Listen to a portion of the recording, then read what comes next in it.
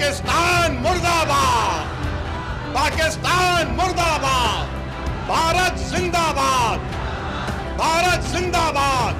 AIMIM प्रमुख असदुद्दीन ओवैसी ने बुधवार को पाकिस्तान में आतंकवादी ठिकानों पर रक्षा बलों द्वारा किए गए हमलों का स्वागत किया और कहा कि पड़ोसी देश में आतंकी ढांचे को पूरी तरह से तबाह किया जाना चाहिए। इस दौरान उन्होंने सोशल मीडिया प्लेटफॉर्म एक्स पर एक वीडियो पोस्ट किया जिसमें वो पाकिस्तान मुर्दाबाद और हिंदुस्तान जिंदाबाद के नारे लगाते नजर आए।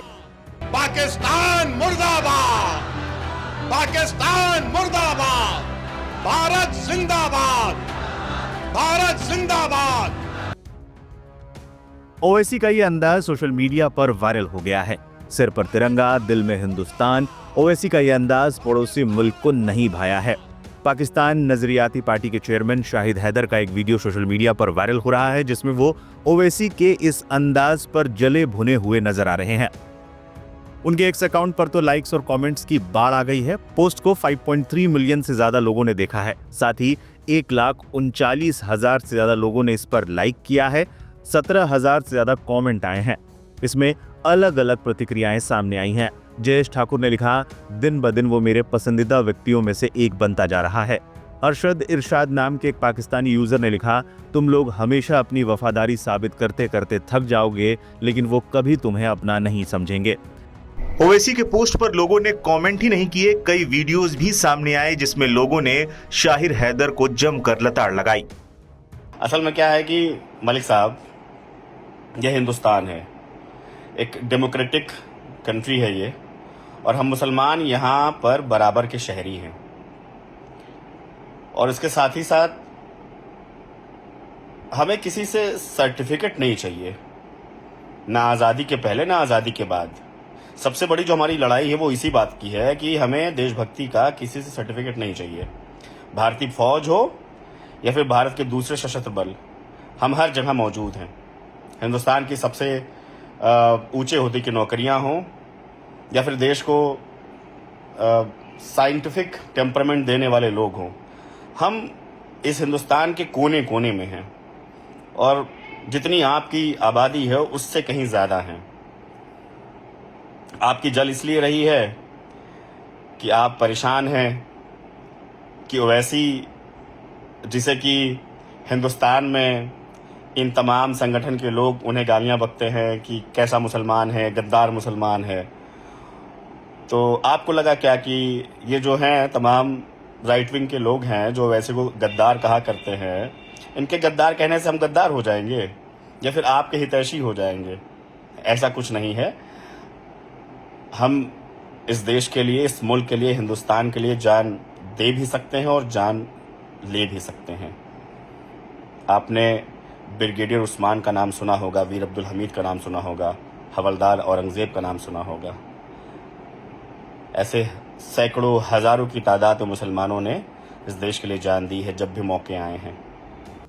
इससे पहले ओवैसी ने सोशल मीडिया मंच एक्स पर एक पोस्ट में लिखा था, पाकिस्तान के डीप स्टेट को ऐसा कड़क सबक सिखाया जाना चाहिए कि फिर कभी पहलगाम जैसी घटना न होने पाए। पाकिस्तान के आतंकी ढांचे को पूरी तरह से नष्ट किया जाना चाहिए। जय हिंद। बताते चले, जम्मू कश्मीर के पहलगाम में 22 अप्रैल को 26 नागरिकों के नरसंहार की घटना के 2 सप्ताह बाद ऑपरेशन सिंदूर के तहत मिसाइल हमले किए गए। उन्होंने पहलगाम हमले के बाद मंगलवार को कहा था कि भारत को इस हमले का माकूल जवाब देना चाहिए।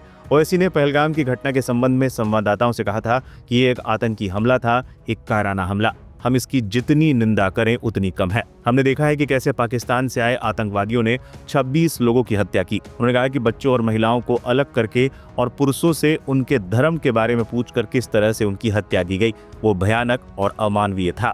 AIMIM नेता ने 8 मई को सर्वदलीय बैठक के बाद मीडिया को संबोधित भी किया।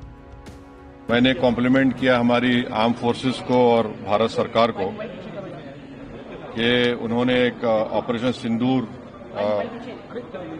सिंदूर को अंजाम दिया। मैंने अपनी बात में ये कहा कि एक इंटरनेशनल कैंपेन हमको चलाना चाहिए TRF के खिलाफ, और ख़ास तौर से सिक्योरिटी काउंसिल इसको डेजिग्नेट करे और हमको यूनाइटेड स्टेट्स ऑफ अमेरिका को ये बताना है कि वो अपने ही मुल्क में इसको फॉरेन टेररिस्ट ऑर्गेनाइजेशन डेजिग्नेट करे और क्योंकि आप देखेंगे फरवरी 2025 में हाफिज सईद के बेटे हाफिज अब्दुल रऊफ की एक स्पीच है पीओके में, जिसमें उसने कहा कि 2025 तमाम साल हम लोग जिहाद करेंगे। तो ये जिहाद का नाम लेकर, ये भारत में गलत नाम लेकर कत्ल करना चाहते हैं, आतंक फैलाना चाहते हैं। तो यूएस को हम रिक्वेस्ट करें, उनको लॉबी करें कि ये टीआरएफ को एक फॉरेन टेररिस्ट ऑर्गेनाइजेशन बनाए, पाकिस्तान को एफएटीएफ के ग्रे लिस्ट में डाला जाए। यूनाइटेड किंगडम से हमने ट्रेड डील किया है, अब क्या क्या बहुत सी चीजें कम हो जाएंगी, टैरिफ कम होगा। तो हम यूके गवर्नमेंट से कहें कि वो भी टीआरएफ को बैन करें और यूके ट्रेजरी पाकिस्तान को सैंक्शन करे। यूनाइटेड स्टेट्स से हम ट्रेड डील करने जा रहे हैं और यूएस प्रेसिडेंट ने कहा कि 0 टैरिफ होगा एग्रीकल्चर पर। तो ये मोर द रीजन है कि हम यूएस भी इसको कबूल करें।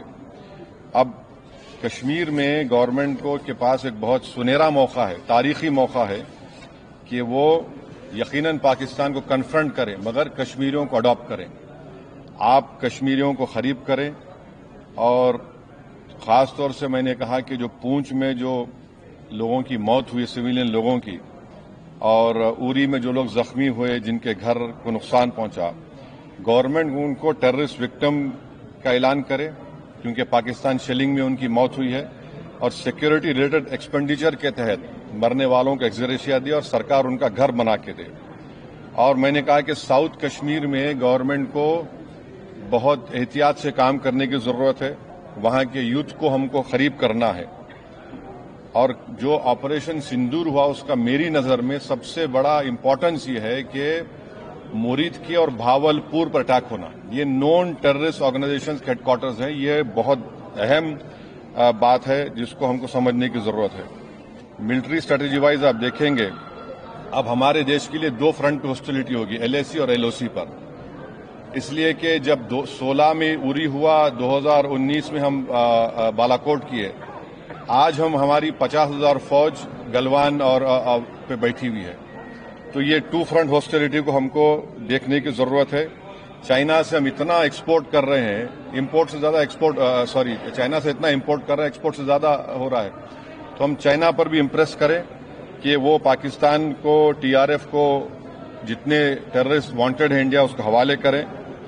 और गवर्नमेंट से मैंने गवर्नमेंट से कहा कि आपने अच्छा जवाब दिया ओआईसी को, और तुर्किया को हमको समझाना है कि तुर्किया पूरे विश्व में एक ऐसा कंट्री है जो अपने ही देश में जो टेररिस्ट ऑर्गेनाइजेशन है कर्ड्स, उनको बॉम्ब करता है। इराक में जब तक उनसे डील नहीं हुई वहां बॉम्ब करता था, अब सीरिया में भी बॉम्ब करता है। तो तुर्किया को समझाने की जरूरत है कि जब आप कर्ड्स के ऊपर जो टेररिस्ट ऑर्गेनाइजेशन है उनको आप एक्शन ले सकते, तो भारत पे क्यों वो सवाल उठा रहे हैं। और हमने कहा कि ये आज पाकिस्तान इसको और एस्केलेट ना करे। इस सिलसिले में आज ईरानियन फॉरेन मिनिस्टर दिल्ली में है, सऊदी फॉरेन मिनिस्टर भी दिल्ली में है। और जो देश में मैंने कहा कि जो एक यूफोरिया है, इसको सरकार को देश को और मुत्तहिद करने के लिए और देश को ताकतवर बनाने के लिए इस्तेमाल करना पड़ेगा। और जो लोग मैंने जिक्र किया, हिमांशी, उस बच्ची का जिसने अपने पति को खोया 6 दिन की शादी के बाद, कि किस तरह सोशल मीडिया पर उसके ऊपर रिकेक हमले किए गए। और आखिर में मैंने कहा कि न्यूयॉर्क टाइम्स, रॉयटर्स और सीएनएन ने एक कहा कि भटिंडा में एक रफाल गिरा है। वो सही है गलत है हम नहीं जानते, मगर हमने एक गवर्नमेंट से कहा कम से कम इंडियन एयरफोर्स को आप कहिए कि उसको डिनाई करे, ताकि हमारे आर्म फोर्सेस का मोराल और उनके रेपुटेशन में कोई कमी ना आए।